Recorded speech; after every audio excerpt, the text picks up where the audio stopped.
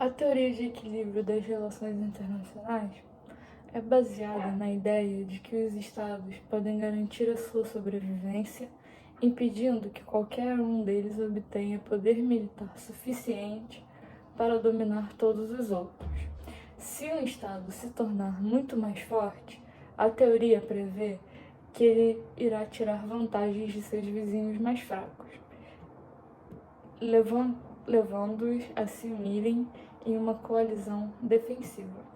Alguns realistas sustentam que um sistema de equilíbrio de poder é mais estável do que aquele com apenas um Estado dominante, pois a agressão não é lucrativa quando há equilíbrio de poder entre coalizões rivais. O poder global não está mais centralizado nas mãos de apenas uma ou duas potências globais, ou até de mais, mas que, porém, seriam de uma mesma região. Desta vez, os núcleos de poder global parecem estar saindo do eixo do Atlântico Norte e escorrendo pelo globo, em diferentes regiões. Alguns desses novos polos de poder estão retomando a capacidade que possuíam há 300 ou 400 anos atrás. Outros, no entanto, entram pela primeira vez em uma disputa desse nível de complexidade internacional. E é importante destacar que o conceito de poder pode se considerar como uma capacidade de persuadir o outro a fazer coisas que não seriam feitas sem influência. O termo balança de poder ou equilíbrio de poder surgiu com a assinatura da Paz de Westfália devido à Guerra dos 30 Anos, que durou de 1618 a 1648. No início, a Guerra dos 30 Anos era apenas um conflito religioso entre fiéis católicos e protestantes na região germânica da Europa, mas que depois os conflitos se disseminaram por todo o continente por causas e interesses de domínio político e busca pela expansão de territórios. O teórico realista Hans Morgenthau abordou de forma sistemática o equilíbrio de poder. De acordo com esse autor, o equilíbrio de poder é a aspiração por várias nações de tentar manter ou derrubar o status quo. E também considerava a maldade como um componente necessário de política e de desejo pelo poder.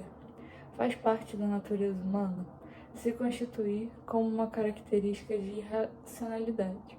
Para Morgenthau, há dois tipos de equilíbrio de poder: equilíbrio de oposição direta, no qual o equilíbrio resulta dos interesses de cada país no cenário internacional.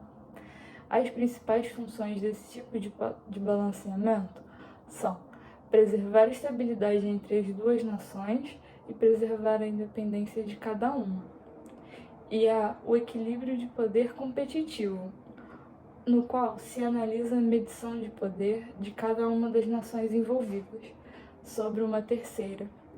O acréscimo de poder da terceira nação afetada pende a balança para um ou para outro. O equilíbrio de poder foi uma preocupação constante dos teóricos de Estado desde a antiguidade. Com o advento do liberalismo na Idade Média, com a emergência dos governos representativos na Idade Moderna, o acúmulo de funções de um determinado representante ou grupo de representantes se tornou uma preocupação, assim para evitar a tirania e que o poder controle o poder. Surgiu a ideia de separação de poderes.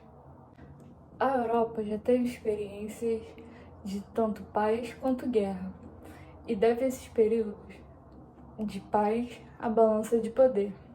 Nenhum Estado jamais foi forte o suficiente para devorar todo o resto, e o ciúme mútuo de grandes potências preservou até mesmo os pequenos estados que não poderiam ter se preservado caso não tivesse a existência da balança de poder.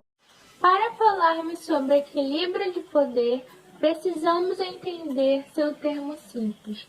É importante destacar que o conceito de poder pode ser considerado como a capacidade de persuadir o outro, fazendo com que ele tome uma atitude que de livre e espontânea vontade não faria. Sendo assim, é fundamental para as relações internacionais, pois a partir do momento que você interfere em uma decisão e muda a posição central previamente estabelecida, houve um exercício de poder. É válido ressaltar que quando temos o poder, consequentemente teremos muita influência, mas quando temos influência, não necessariamente teremos poder.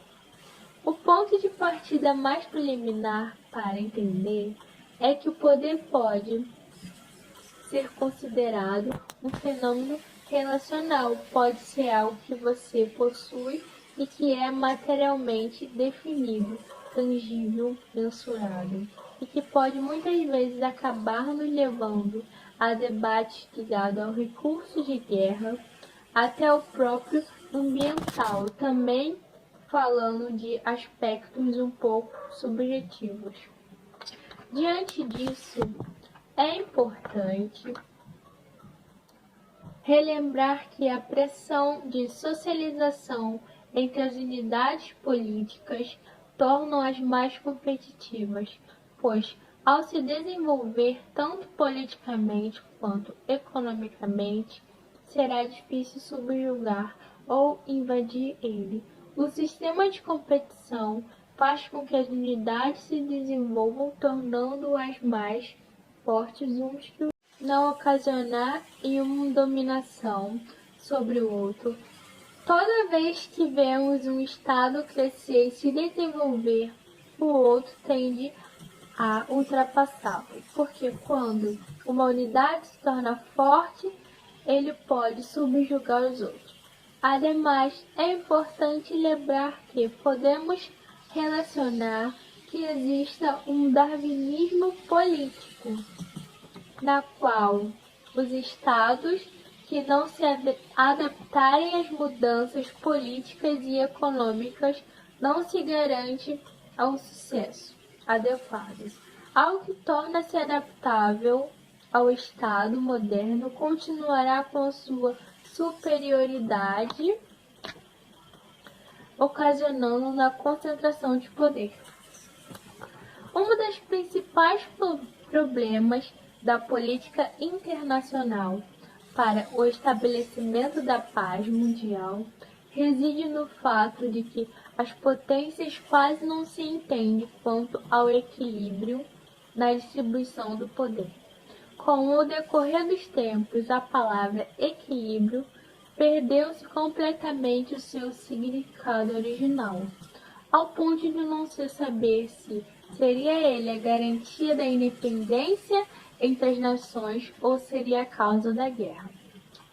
A história demonstra que o equilíbrio de poder político, por intermédio da qual maior